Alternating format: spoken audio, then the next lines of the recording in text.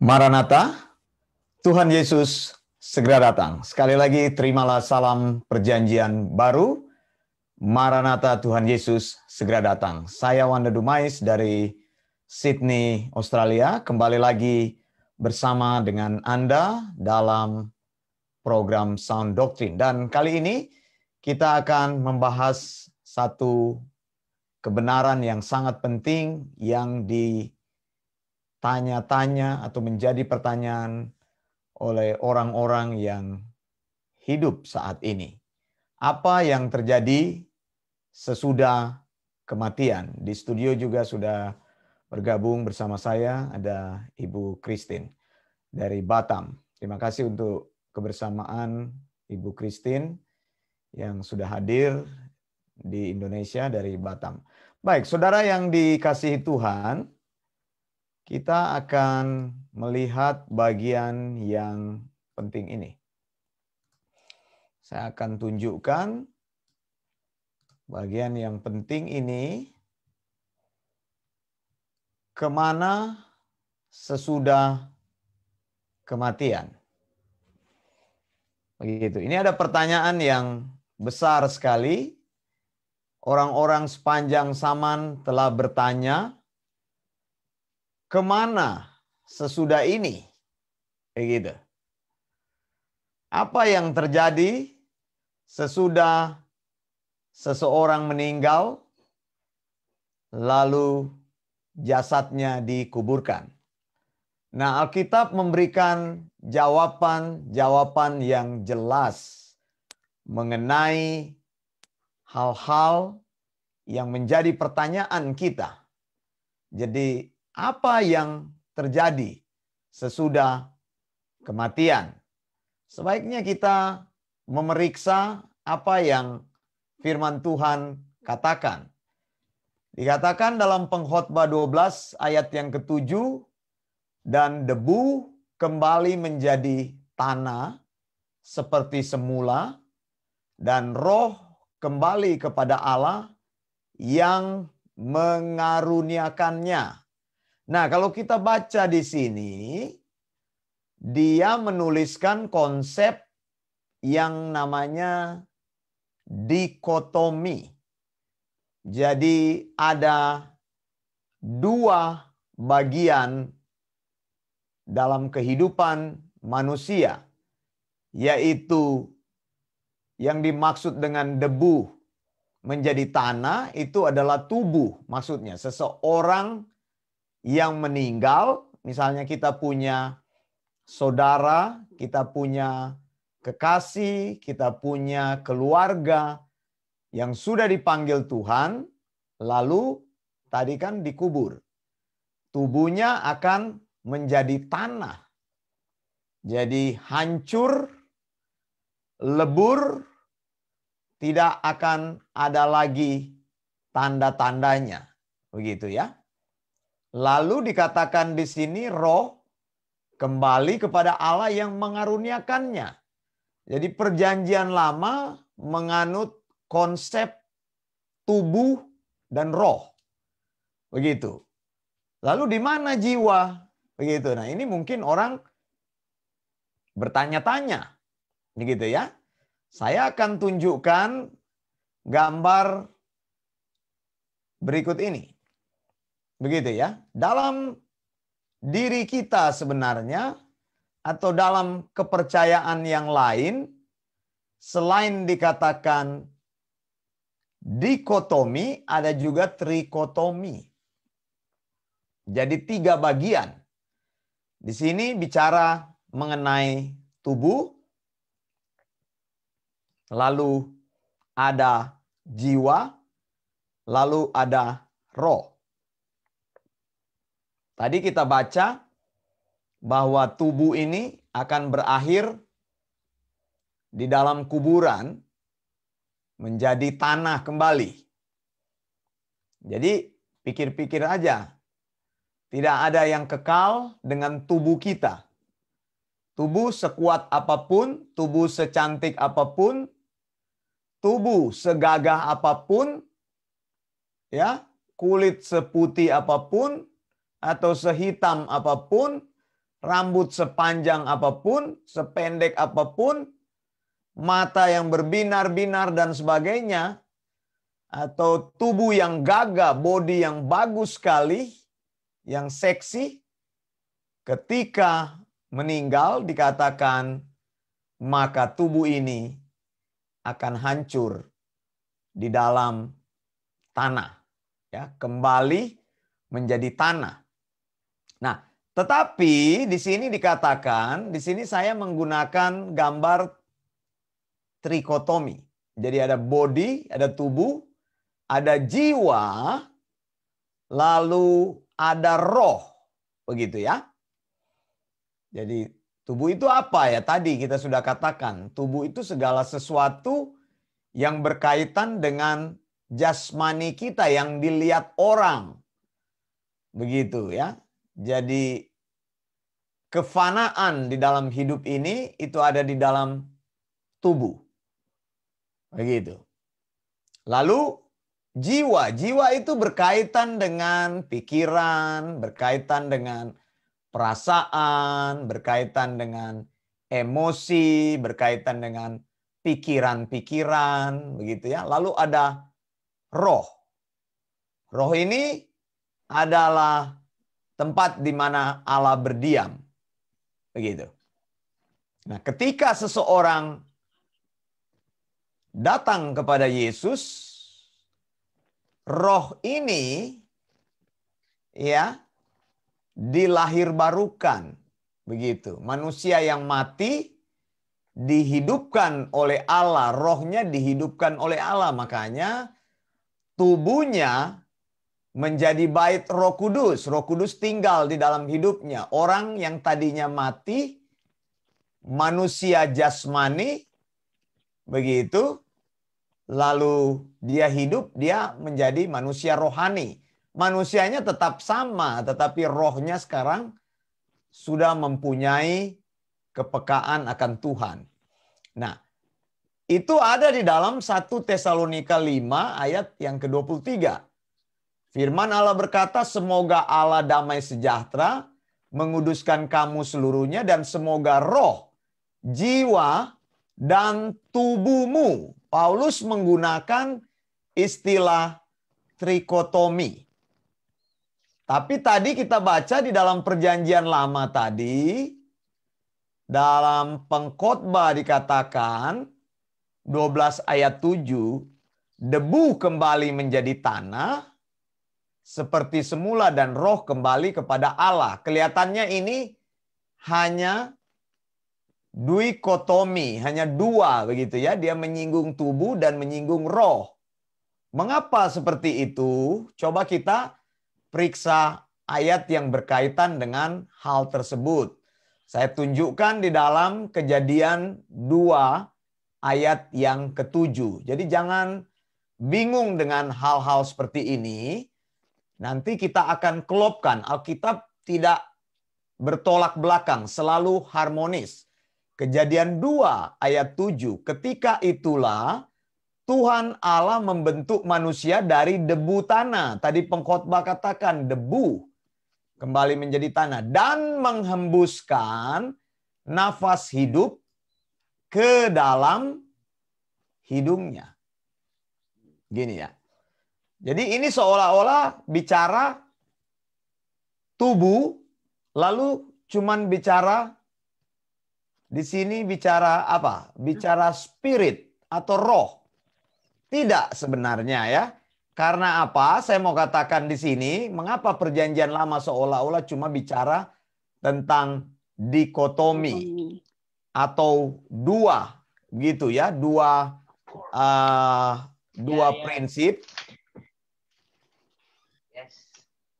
Dua prinsip ya. Jadi karena perjanjian lama hanya memberikan semacam garis besar. Jadi di dalam spirit begitu, di dalam roh seharusnya ada jiwa gitu. Jadi jiwa dan roh itu tidak bisa dipisahkan begitu.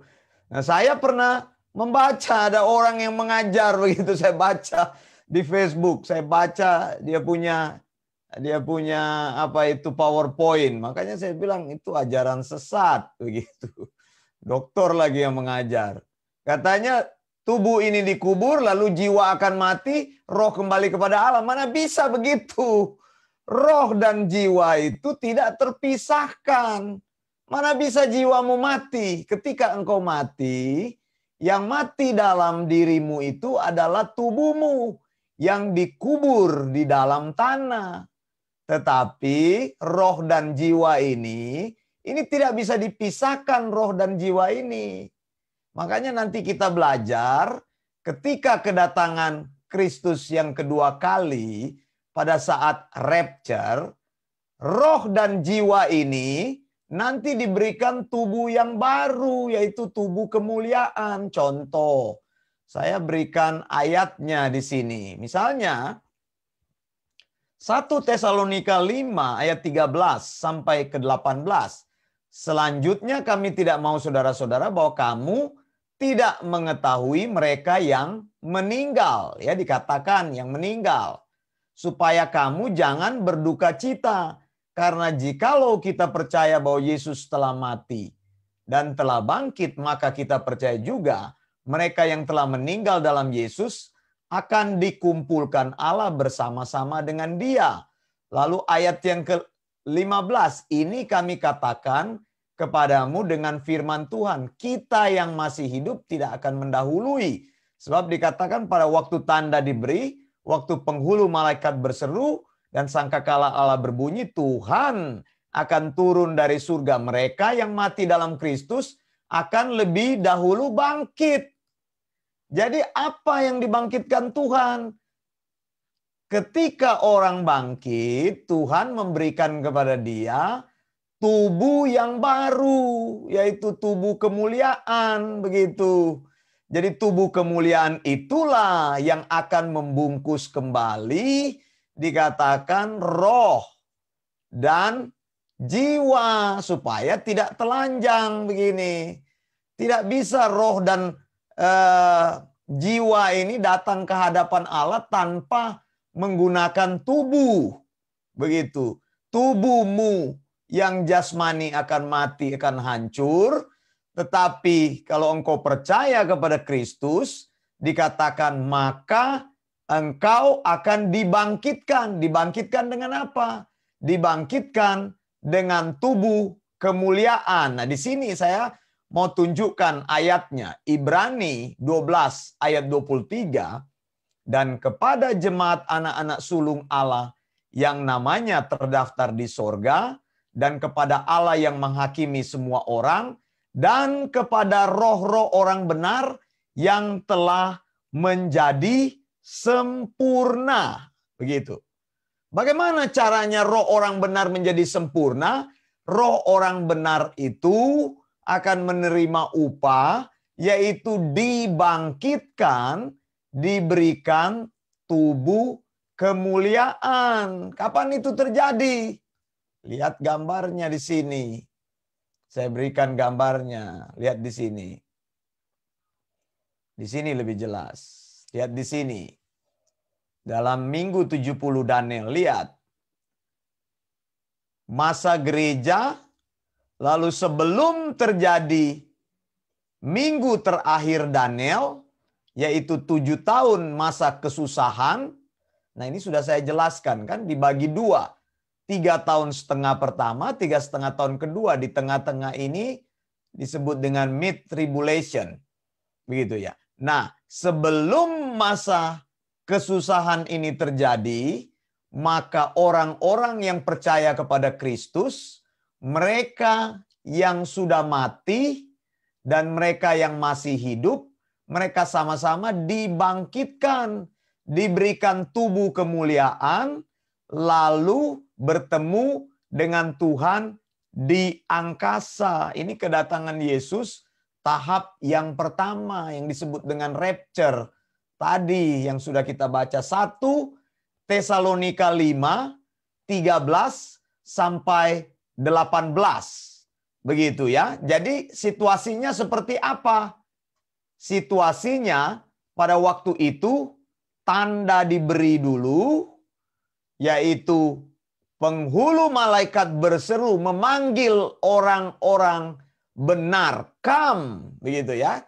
Kalau sudah ada panggilan, maka sangkakala Allah akan berbunyi. Ingat, saya katakan ini Yom Teruah ini, hari raya sangkakala, yaitu Rosh Hashanah, 1 Tisri.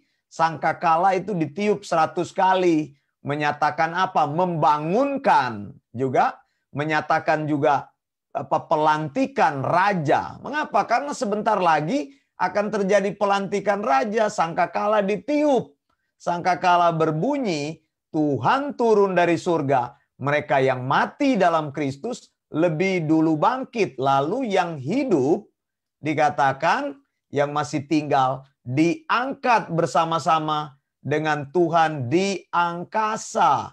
Ini disebut dengan rapture, ya, yaitu kedatangan Tuhan Yesus tahap yang pertama. Ini dia, gambarnya ada di sini.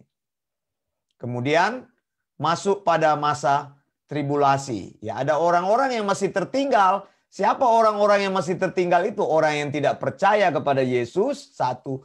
Kedua, orang yang menolak Yesus Kristus selama mereka ada di bumi ini. Lalu yang ketiga, gereja, maksud saya bangsa Israel. Begitu ya, mereka akan melewati masa ini. Begitu, tapi masa ini masih ada kasih karunia karena keselamatan masih terjadi. Kenapa? Ingat 144.000 suku-suku Israel itu yang ditebus. Mereka lah penginjil yang akan menginjili di masa 7 tahun ini. Jadi masih ada pertobatan di masa ini. Cuma orang-orang yang bertobat itu mereka harus menebus dengan hidup mereka. Karena apa? Karena saat itu masa antikris. Jadi mereka saat itu harus bertahan sampai pada kesudahannya supaya selamat. Nah, saudara yang kekasih, sampai di sini saya harap bisa jelas dulu ya. Lalu kemudian kita masuk dalam situasi berikutnya. Tadi kalau kita bertanya, kemana sesudah ini? Jadi saya sudah menjawabnya. Seseorang yang meninggal di dalam Kristus, tubuhnya hancur di sini, dikubur di dalam tanah. Tapi roh dan jiwanya, lihat ya, roh dan jiwa ya, bukan jiwa mati. Tidak ada jiwa yang mati. Begitu, lalu roh pergi sendiri. Terus roh, bagaimana caranya dia pergi? Roh dan jiwa itu nempel, tidak bisa dipisahkan. Begitu, makanya perjanjian lama memberikan satu pengajaran, yaitu tadi saya bilang dikotomi, terbagi dua. Tubuh, lalu roh aja, tapi di dalam roh itu ada jiwa. Itu lalu Paulus menjelaskan lebih rinci. Dikatakan 1 Tesalonika 5 ayat 23, roh, jiwa, dan tubuh. Nah, kalau orang percaya meninggal, saat itu juga tubuhnya dikubur, maka roh dan jiwanya sudah tidak ada lagi di situ. Jadi orang percaya, engkau jangan berpikir kalau ada saudaramu meninggal itu dia masih ada di dalam kuburan. Nanti datang ke kuburan ngomong-ngomong di situ. Selamat pagi brother, selamat pagi sister, selamat pagi mama, selamat siang papa, apa kabarmu hari ini? Kasihan ya, mama saya baru dikubur, belum dibikin kuburnya. Nanti dia kehujanan di situ. Nggak ada istilah seperti itu. Kalau engkau mau bikin kuburan orang tuamu ya bikin saja, tetapi tidak ada istilah nanti harus dibikinin di sini semacam rumah kecil supaya dia tidak kepanasan, supaya dia tidak kehujanan, atau dikasih payung, ya tradisi kan begitu. Tapi itu hanya tradisi formalitas, bukan dalam rangka supaya orang yang mati itu tidak kena hujan, ya sudah mati dia tidak tahu apa-apa lagi. Tubuh akan hancur, saudara. Jadi saudaramu kalau dia percaya kepada Tuhan, sudah tidak ada lagi dia di dalam kuburan itu. Yang ada hanyalah jasad yang mati. Jasad yang mati sudah tidak berguna lagi, akan hancur. Alkitab katakan, jadi percuma engkau datang di situ mau mendoakan dia, atau apalagi bicara-bicara dengan dia, atau minta nomor togel kepada dia, atau minta kepada dia, datanglah kamu ke dalam mimpiku. Tidak bisa, saudara, seperti itu. Jadi saya harus tegaskan ini, roh dan jiwa itu bersama-sama mereka akan kembali kepada penciptanya. Begitu ya, tubuh akan diam di dalam kuburan, tubuh kita ini akan mati, akan hancur. Ya, jadi juga jangan bangga-banggakan tubuhmu. Maka Alkitab bilang itu kecantikan menipu, ketampanan itu menipu. Ya, tidak seperti itu. Banyak orang juga ya, suami tinggalkan istrinya karena lihat perempuan yang lebih cantik. Misalnya dia lebih cantik ukuran dia. Dia melihat dari segi tubuh. Tubuh akan menjadi tua, akan menjadi jelek, akan susut. Dan kemudian akan meninggal. Ya, kalau masih muda meninggal dalam keadaan cantik, dalam keadaan ganteng, ya tetap sama. Hancur di dalam kuburan. Roh dan jiwa yang tidak bisa dipisahkan, saya bilang, kembali kepada penciptanya. Nah sekarang setelah ini mudah-mudahan saudara paham ini tubuh, roh, jiwa, dan tubuh ya. Jadi roh, jiwa, dan tubuh tidak bisa dipisahkan. Nah saya mau bicara mengenai bagian yang berikutnya. Mengenai tempat penantian sementara. Nah saudara yang dikasihi Tuhan, misalnya katakanlah ini saya mengutip namanya, ini teori ini sudah populer sekali, namanya intermediate state, yaitu tempat penantian sementara. Nah, ada beberapa teori yang berkembang. Misalnya di dalam gereja timur, gereja itu kan dulu dari gereja mula-mula, kemudian gereja itu menjadi induk gereja yang besar, begitu ya. Kemudian tahun 1000 gereja itu berpisah, begitu ya, terpecah dua. Gereja bagian barat itu ibu kotanya itu di Roma, begitu ya. Kemudian gereja Eastern itu di Konstantinopel, gereja timur ortodoks itu kan. Di yang saya sudah jelaskan dalam kebaktian doa kemarin, tempatnya di Turki.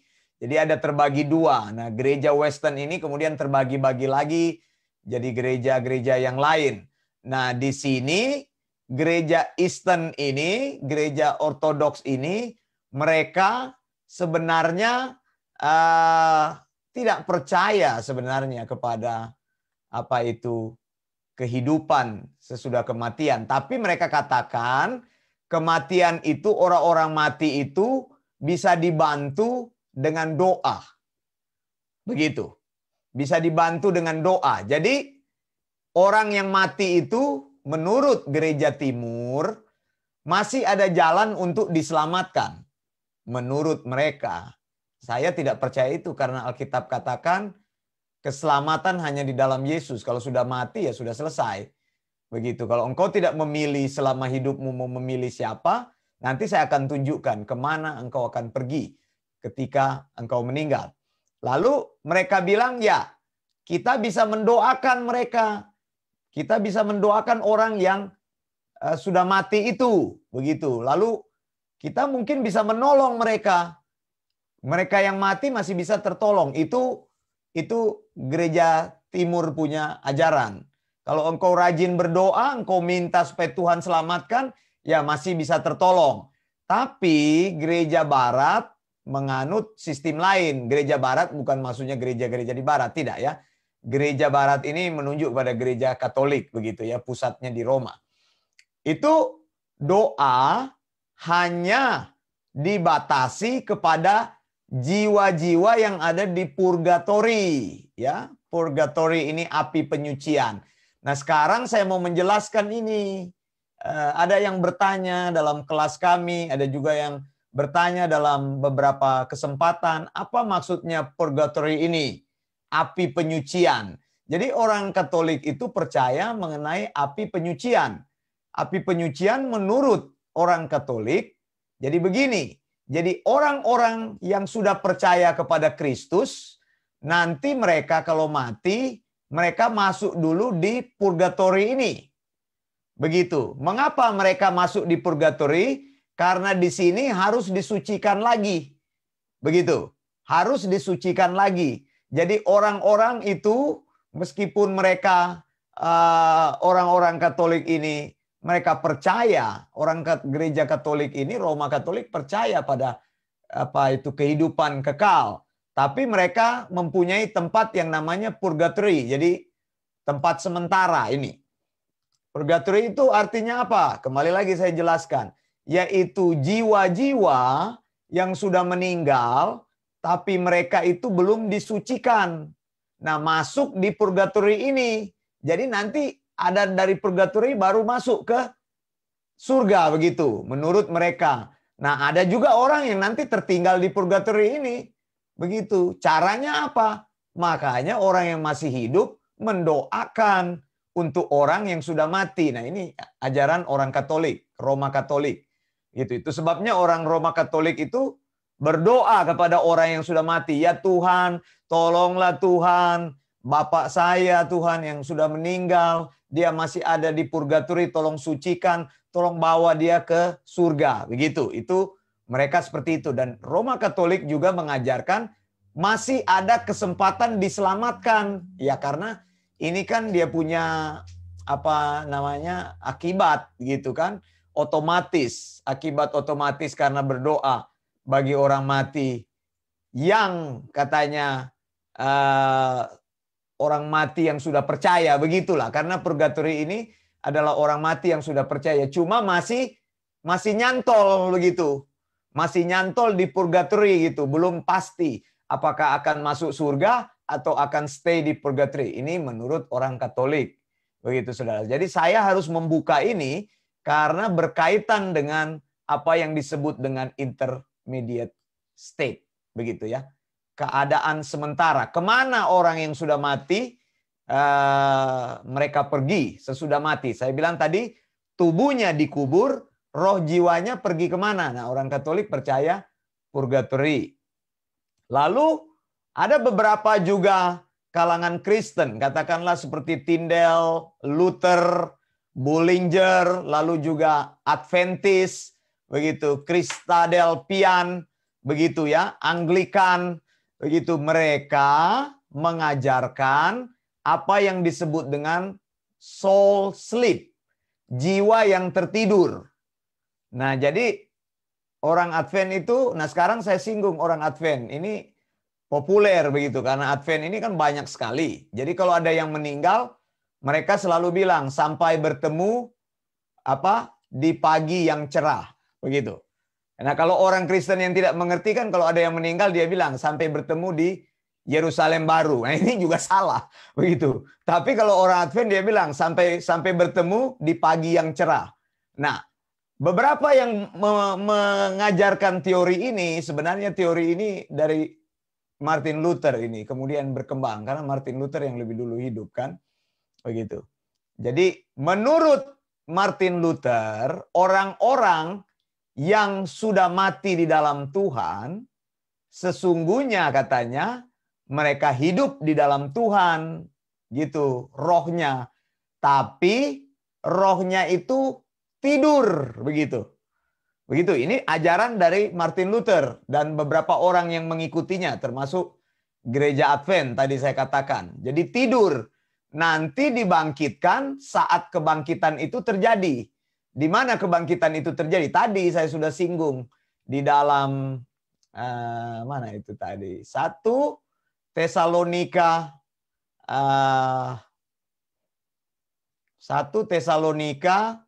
5 ayat 13 sampai ayat yang ke-18 begitu tadi kan, ketika Tuhan datang maka waktu itulah orang-orang yang mati itu yang sebenarnya dikatakan hidup di dalam Tuhan.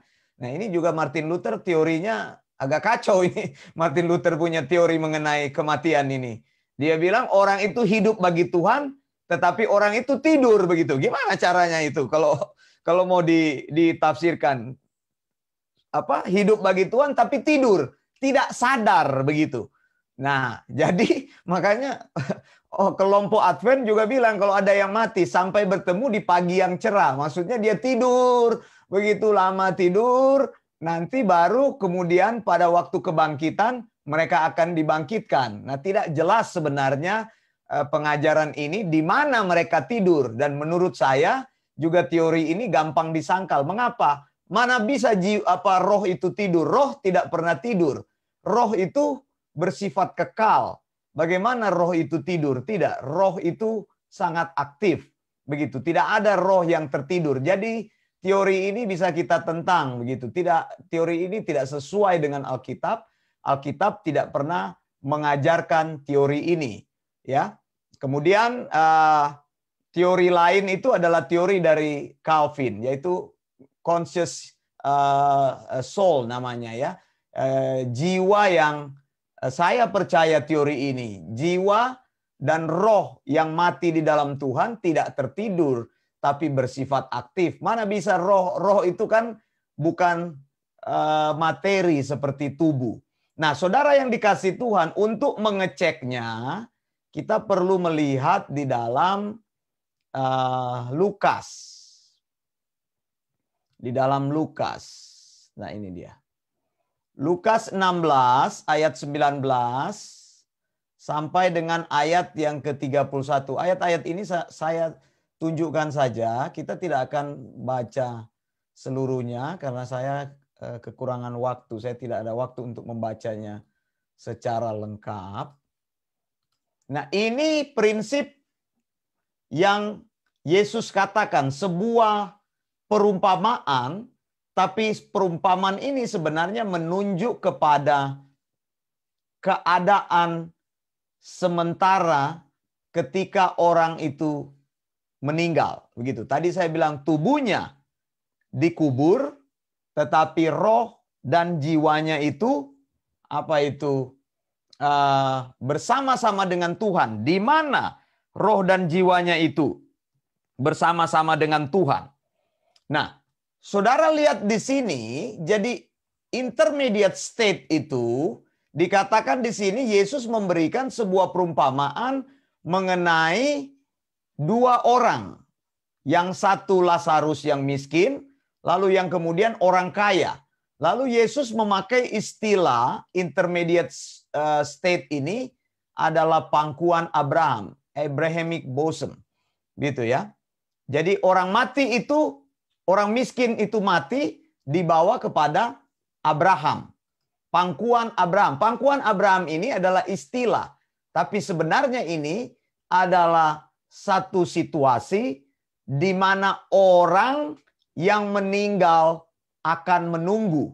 Lalu dikatakan orang kaya itu juga mati lalu dikubur. Tidak dikatakan orang kaya itu mati, dia pergi ke pangkuan Abraham. Atau intermediate state-nya itu tempat penantian sementaranya di pangkuan Abraham. Tidak dikatakan. Mengapa? Di sini persoalannya kan bukan orang kaya dan orang miskin. Tapi Tuhan Yesus ingin menunjukkan bahwa orang miskin ini semiskin-miskinnya dia, tetapi dia mempunyai iman kepada Tuhan. Itu maksudnya. Jadi keadaan miskin ini bukan membedakan, tapi yang membedakan adalah iman. Yang tadi saya tunjukkan kan orang-orang yang mati di dalam Tuhan, mereka akan mengalami apa tadi? Kebangkitan kan, lalu orang yang masih hidup akan dibangkitkan juga saat dia masih akan diangkat, maksud saya saat dia masih hidup begitu ya, dalam tubuh yang baru. Nah, intermediate state mengatakan di sini keadaan sementara orang miskin mati kemudian dibawa malaikat, maksudnya diantar di satu tempat yang namanya pangkuan Abraham. Orang kaya itu mati, dikatakan dia menderita sengsara di alam maut. Oke. Ada kata di situ alam maut. Ya, saya tunjukkan gambarnya. Nah, ini gambar saya sebenarnya ambil dari pelajaran kami di pelajaran bahasa Ibrani begitu ya. Jadi kami belajar ini di dalam kelas-kelas Ibrani. Nah, di sini dikatakan orang mati itu dikubur. Begitu, kuburan di sini kan tadi tubuhnya dikubur. Lalu orang itu langsung menuju kepada Seol. Seol itu adalah alam maut. Ini, lihat tempatnya di mana itu alam maut? Tempatnya di bawah bumi. Ini dia. Tempatnya di bawah bumi ini. Tempatnya ini di persis di inti bumi, di crust. C-R-U-S-T, crust itu inti bumi. ilmu pengetahuan sudah membuktikan mereka menggali, mengebor sampai di layer sini, masih di outer layer yang saya periksa. Lebih tinggi sedikit dari tinggi Menara Eiffel. Kurang lebih 400 meter atau 500 begitu ya. Mereka menggali, lalu mereka bilang sudah tidak bisa lagi menggali karena begitu panas. Semakin ke dalam semakin panas. Begini, inti bumi itu sangat panas. Jadi mereka bilang apa itu mata bor mereka, drill mereka itu sampai meleleh. Jadi melted, tidak bisa lagi. Jadi sepanjang sejarah ilmu pengetahuan baru sampai di outer layer. Kalau kita belajar dalam ilmu pengetahuan, nanti bisa cek sendiri di Google, ada gambar-gambarnya. Jadi mereka belum sampai di pusat ini, merah sekali ini. Merah sekali. Jadi dunia orang mati itu memang orang waktu mati dikubur, kemudian apa itu nasibnya akan ditentukan. Ya, saya gunakan aja nasib, fate-nya itu akan ditentukan apakah dia percaya Tuhan atau tidak. Orang yang tidak percaya Tuhan akan meluncur jauh ke Seol. Setelah dia ada di Seol, Seol ini dikunci. Seol atau Hades. Begitu. Lihat ya. Di sini bumi, lalu di sini orang yang mati itu akan Lazarus akan menuju ke atas. Makanya dikatakan tadi orang kaya itu memandang ke atas, dia lihat Lazarus di sini mungkin posisinya. Ya, dia lihat Lazarus itu duduk di pangkuan Abraham. Ini sebenarnya sebuah metafora ya. Tidak betul-betul dia duduk di pangkuan Abraham. Maksudnya itu intermediate state-nya. Orang yang percaya sebelum dia dibangkitkan, menanti dia dibangkitkan, menanti dia menerima tubuh kemuliaan, dia roh dan jiwanya itu begitu ya, dia berada di satu tempat. Yang tempat itu sudah terpisah. Begitu. Sementara orang yang tidak percaya menuju Seol, orang yang percaya menuju satu tempat disebut dengan Abrahamic bosom atau pangkuan Abraham. Saya ingin tunjukkan ayatnya di sini. Ada ayat yang penting sekali.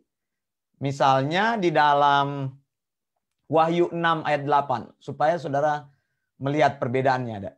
Wahyu 6 ayat 8, dan aku melihat sesungguhnya ada seekor kuda hijau kuning dan orang yang menungganginya bernama Maut. Lihat ya. Jadi ada maut terlebih dulu, baru maut itu diikuti dengan kerajaan maut atau alam maut. Begitu ya. Wahyu 6 ayat 8. Dalam bahasa Inggris King James Version jelas ditunjukkan.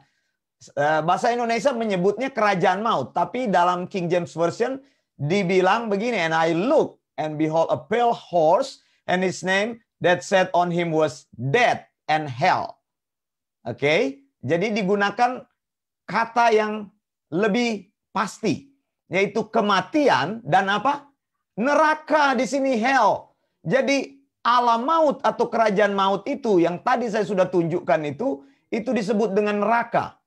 Jadi yang mengikuti lebih dulu, dua ini berhubungan. Kematian ini selalu mengikuti neraka.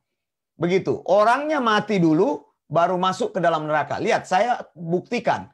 Di dalam bahasa aslinya, dikatakan di sini. Textus Receptus bilang, kai edon kai ido, kemudian ipos, kloros kai, o, katemenos, kemudian epano auto, onoma auto, ho, kemudian dikatakan Thanatos. Thanatos itu adalah kematian, kai o Hades. Ya. Jadi neraka itu dalam bahasa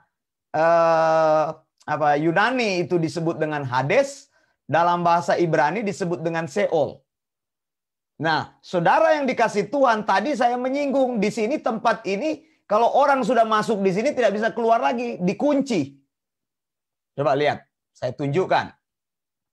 Saya tunjukkan dalam Hosea 13 ayat 14.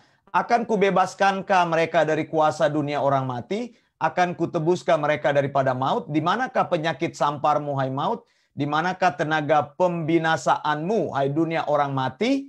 Mataku tertutup bagi belas kasihan. Dikatakan, I will ransom them from the power of the grave, and I will redeem them from death. Begitu. Nah, saudara, satu-satunya kunci kepada Sheol atau Hades itu ada di ayat di sini. Ayat yang paling penting di sini. Lihat. Saya tunjukkan. Revelation 1:18 dikatakan, King James Version, I am he that live and was dead. Akulah itu yang hidup, aku sudah mati, tapi dia bilang behold, di bawahnya ada bahasa Indonesianya. I am alive forevermore, amen, and have the keys of the hell and of the dead. Lihat, Wahyu 1 ayat 18, dan yang hidup, aku telah mati. Siapa aku ini? Aku ini adalah Yesus. Jadi makanya kalau tidak percaya kepada Yesus, Anda bukan hanya rugi, tapi Anda membuat masa depan Anda beresiko besar. Dia bilang apa? Aku memegang segala kunci maut dan aku memegang segala kunci. Sebenarnya ini kunci neraka ini. Bahasa Indonesia menerjemahkan kunci apa itu maut dan kerajaan maut. Tapi sebenarnya di sini aku memegang segala kunci neraka. Lihat, saudara, saya sudah tunjukkan tadi gambarnya di sini. Lihat, orang yang mati di luar Kristus, mereka mati di sini, death, kemudian akan diikuti dengan hell. Dan dikatakan tempat ini terkunci. Siapa yang memegang kuncinya? Kuncinya dipegang oleh anak domba Allah. Itulah sebabnya dikatakan tadi ketika Lazarus itu mati, maka Lazarus langsung pergi dikatakan ke pangkuan Abraham. Mengapa? Karena kuncinya itu sudah dibuka gitu, pintu gerbang ini sudah dibuka, saudara. Saudara bisa cek lagi di sini di dalam Wahyu 3 ayat 7. Saya tunjukkan Wahyu 3 ayat 7. Masih ada ayat lagi, tapi engkau bisa baca sendiri. Dikatakan begini, dan tuliskanlah kepada malaikat jemaat di Philadelphia. Inilah firman dari yang kudus yang benar, yang memegang kunci Daud. Lihat, ya. Apabila ia membuka, tidak ada yang dapat menutup. Lihat, kartu trufnya, ya, kuncinya ada di tangan dia, yaitu Yesus. Makanya saya mau bilang, riskan sekali, beresiko sekali kalau Anda menolak Yesus Kristus selama engkau hidup. Saya mau tunjukkan ayatnya. Di mana itu? Yohanes 3 ayat yang ke-16. Kan?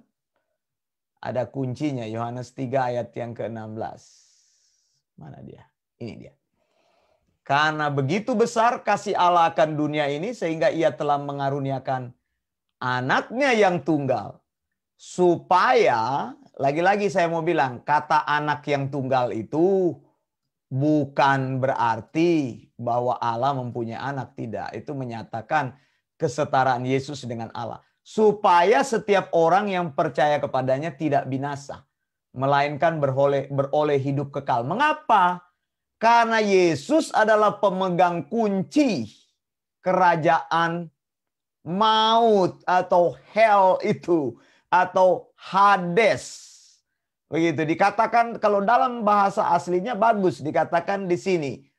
Hotosgar ega pesen hoteos ton kosmon hoste ton huyon auto ton monogene edoken hinapas hopisteon. Lihat, mereka yang beriman eis auton di dalam dia, begitu ya. Kemudian ada kata yang kuat di sini, me. Me ini memberikan kata negatif terhadap kata positif apoletai. Apoletai ini artinya seharusnya binasa. Begitu. Tapi karena orang-orang, di sini ada hopisteon, karena orang-orang itu percaya kepada Yesus, hopisteon eis auton, kemudian dipakai kata me, apoletai. Artinya apa? Tidak seharusnya binasa. Jadi sebenarnya orang-orang kita ini semua orang-orang yang sudah terhukum. Begitu. Ini kata apoletai ini kata yang positif. Sudah inkrah. Sudah hukumannya sudah jatuh. Putusannya sudah jatuh. Kalau di pengadilan ini tidak ada lagi usaha untuk PK. Karena ini sudah pengadilan yang terakhir sekali. Segala upaya hukum sudah diusahakan. Dari bawah, dari pengadilan yang paling bawah. Diusahakan sampai kepada pengadilan terakhir, lalu jaksa memutuskan apoletai, harus binasa. Jadi tidak bisa lagi dianulir hukuman ini. Hanya bisa, Anda tahu, orang yang dihukum mati itu hanya bisa diampuni hukuman matinya melalui grasi. Jadi kita tuh mengalami grasi, makanya dipakai kata me. Ini kata negatif, itu ya. Kata negatif ini membatalkan kata positif apoletai. Jadi mengapa ya? Di sini saya sudah tunjukkan. Jadi orang ini Yohanes 3 ayat 16 ini saya bilang ayat yang sangat besar. Ayat yang mengandung doktrinal yang luar biasa.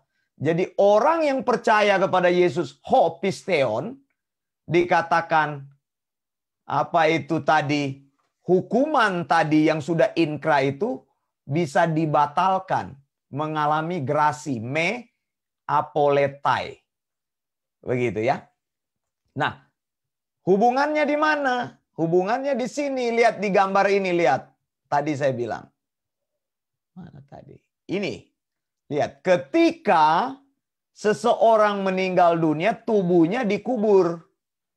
Begitu. Tapi ingat, saudara, belum berhenti.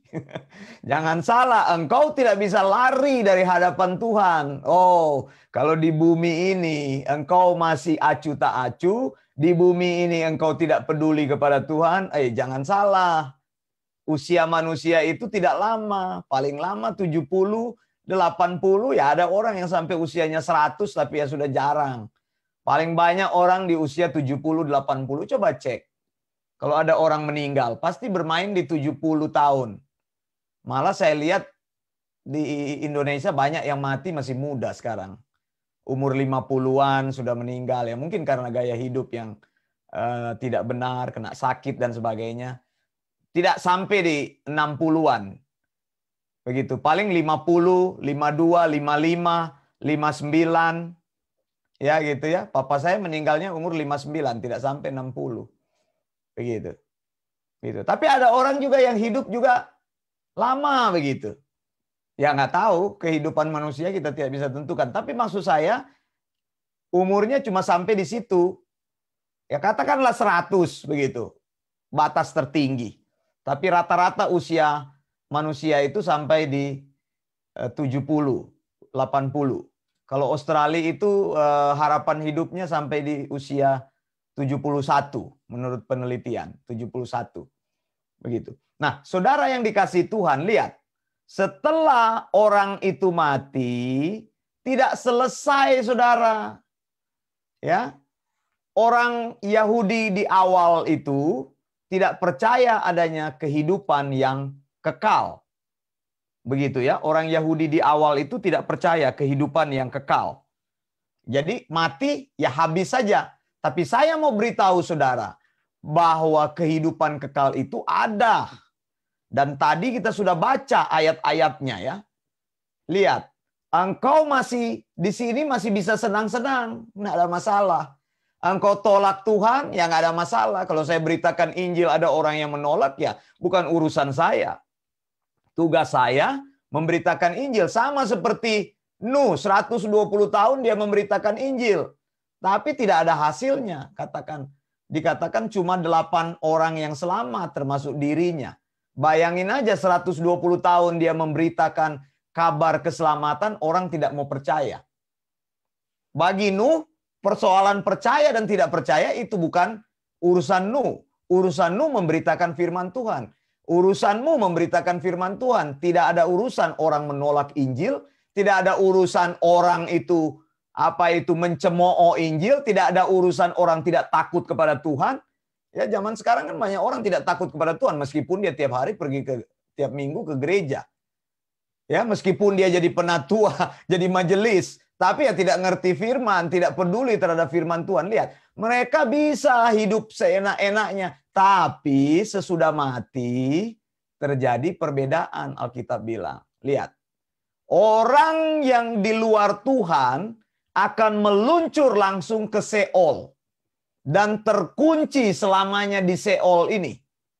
Mereka tidak akan dibangkitkan. Begitu ya, sampai pada waktu kebangkitan itu. Begitu. Gambarnya ada di sini, saya tunjukkan. Lihat di sini gambarnya. Lihat ya. Gambarnya ini, kebangkitan pertama ini, ketika terjadi rapture ini, maka kebangkitan pertama ini akan terjadi bagi gereja. Ini maksud saya bukan kebangkitan pertama, urutan kedua dari kebangkitan pertama. Karena Yesus adalah orang yang pertama bangkit. Begitu, buah sulung. Lalu gereja masuk kepada order yang kedua, urutan yang kedua. Lalu kemudian 7 tahun masa tribulasi.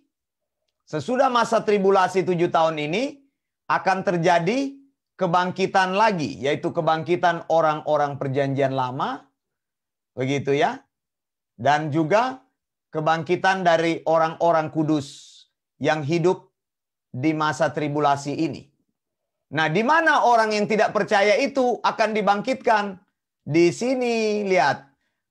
Messianic Kingdom dulu 1000 tahun, lalu di sini mereka akan dibangkitkan. Mereka belum akan dibangkitkan dalam masa 1000 tahun. Jadi mati terus.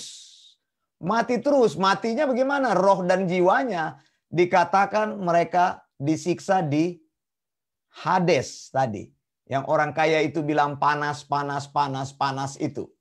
Baru di sini Yerusalem baru. Makanya saudara, saya sudah sampaikan, apabila ada orang percaya meninggal, jangan katakan sampai bertemu di Yerusalem baru. Yerusalem baru itu adanya di sini. Kota terakhir ini, eternal order. Karena bumi ini akan dihancurkan Tuhan. Bumi yang sudah rusak ini tidak bisa diperbaiki lagi. Tuhan harus hancurkan, baru Tuhan akan membuat langit dan bumi yang baru. Di langit dan bumi yang baru di sini, ya sudah tidak ada dosa, tidak ada iblis, tidak ada orang jahat. Karena mereka nanti akan dilemparkan di sini sesudah mereka mengalami. Mereka dibangkitkan, orang yang tidak percaya dibangkitkan nanti, kemudian masuk pada penghakiman, yaitu the Great White Throne, pengadilan tahta putih. Pengadilan tahta putih itu akan menghakimi orang-orang yang tidak percaya. Lalu sesudah itu mereka dibuang ke dalam selama-lamanya, dihancurkan. Dan saya katakan bahwa di sini sudah tidak ada lagi penghakiman lagi, sudah dihancurkan semua. Begitu. Nanti hanya tersisa adalah orang-orang benar di sini. Yesus orang benar dan juga langit dan bumi yang baru. Jadi sudah tidak ada lagi neraka, sudah tidak ada lagi iblis, sudah tidak lagi orang berdosa. Karena sudah dilemparkan ke dalam kematian yang kedua. Begitu ya. Nah, saudara yang dikasih Tuhan, jadi makanya saya bilang, sekarang ini penting sekali bagi kita, lihat di sini. Saya ingin menekankan gambar ini. Engkau masih punya banyak waktu di sini, tapi saya bilang, manfaatkanlah waktumu. Selama engkau masih hidup, engkau masih punya kesempatan untuk crossing path dengan gospel atau bertemu dengan Injil. Dan kalau engkau mendengar berita Injil, jangan keraskan hatimu. Mengapa? Karena orang-orang yang datang kepada Yesus dikatakan mereka ketika meninggal, mereka tidak akan masuk ke sini karena mereka sudah memiliki kunci. Yesus sudah membukakan pintu itu bagi mereka. Jangan salah mengerti saudara ya, bukan orang percaya. Karena ada yang bertanya di kelas kami, nanti kalau mungkin dari penjelasan saya belum clear, dipikir nanti orang mati masuk dulu di sini, lalu Yesus datang buka, lalu dikasih naik ke atas. Tidak, nanti Anda merasakan dulu panas. Tidak seperti itu.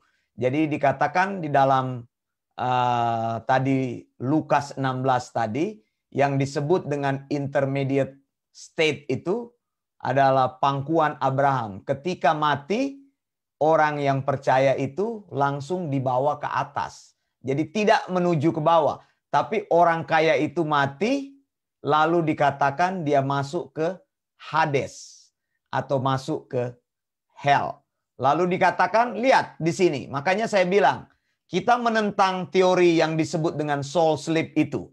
Orang mati lalu tidur. Tidak, saudara. Orang mati tidak tidur, tapi orang mati itu aktif. Mengapa? Karena ada dua tempat. Apakah orang itu aktif di tempat di mana dia menunggu sementara sampai kebangkitan yang akan diberikan Tuhan, atau dia menunggu di Hades. Jadi pilihan ada di tangan Anda. The choice is yours. Jadi saya mau bilang di sini, lihat. Orang kaya itu memandang ke atas, dari jauh dilihatnya Abraham dan Lazarus duduk di pangkuannya. Ia berseru, "Bapak Abraham, kasihanilah aku. Suruhlah Lazarus supaya ia mencelupkan ujung jarinya ke dalam air dan menyejukkan lidahku. Sebab aku sangat kesakitan dalam nyala api." Saudara yang dikasihi Tuhan, lihat. Jadi sesudah orang itu meninggal, saya tunjukkan lagi gambarnya. Kemana sesudah kita meninggal? Jadi kuburan ini hanya tempat untuk mengisi tubuh jasmani. Ingat baik-baik, hanya tempat mengisi tubuh jasmani. Sesudah orang meninggal, maka tubuhnya dikubur, tetapi roh jiwanya akan pergi ke tempat yang semestinya. Sekali lagi saya ulangi, roh dan jiwa ya. Bukan hanya roh. Jiwa akan mengikut. Mengapa? Karena jiwa itulah dirimu yang sesungguhnya di situ. Ya, kalau cuma roh ya bingung begitu. Roh itu tidak akan bisa apa-apa tanpa ada jiwa. Jadi memang Tuhan sudah bikin seperti itu. Begitu ketika Yesus meninggal juga tubuhnya itu tertinggal. Roh dan jiwanya itu keluar begitu. Jadi Yesus tidak tinggal di dalam kuburan selama 3 hari 3 malam itu. Tidak. Begitu. Jadi ingat, kuburan ini hanya menjadi tanah yang maknanya hanya dituliskan nama. Begitu. Siapa yang meninggal di sini ditulis. Kadang-kadang juga saya lihat orang yang sudah mati juga masih sombong. Ditulis gelarnya besar-besar. Jenderal si Anu, doktor, insinyur. Ya sudah tidak diperlukan lagi, saudara. Sudah mati. Gelarmu masa mau ditulis lagi di situ? Bekas kepala bank BRI di Lubuk Pakan misalnya ditulis. Ya sudah nggak usah tulis begitulah. Mungkin untuk anak cucu kali supaya ingat. Bekas tentara yang membebaskan Irian Barat. Contoh seperti itu. Ya dituliskan aja dalam buku sejarah. Tapi sebenarnya sudah tidak ada lagi. Apapun kebanggaan manusia, kalau dia sudah mati ya sudah tidak bisa apa-apa lagi. Yang paling penting adalah roh dan jiwa. Mau kemana roh dan jiwamu? Ini yang menjadi pertanyaan kita bersama. Mumpung masih ada waktu, saudara. Yohanes 3 ayat 16. Saya sudah katakan, karena begitu besar kasih Allah akan dunia ini, sehingga dia telah mengaruniakan anaknya yang tunggal, supaya barang siapa yang percaya kepadanya tidak binasa. Ya, bahasa aslinya bilang tidak seharusnya binasa. Dikatakan apa tadi? Dikatakan ho pisteon eis auton me apoletai. Terima kasih untuk kebersamaan saudara dalam kesempatan kali ini. Terima kasih juga untuk Ibu Christine yang sudah mengikuti dari Batam, Indonesia. Saya Wanda Dumai, sekali lagi saya mengucapkan salam Gereja Perjanjian Baru. Maranatha, Datanglah segera, ya Tuhan Yesus.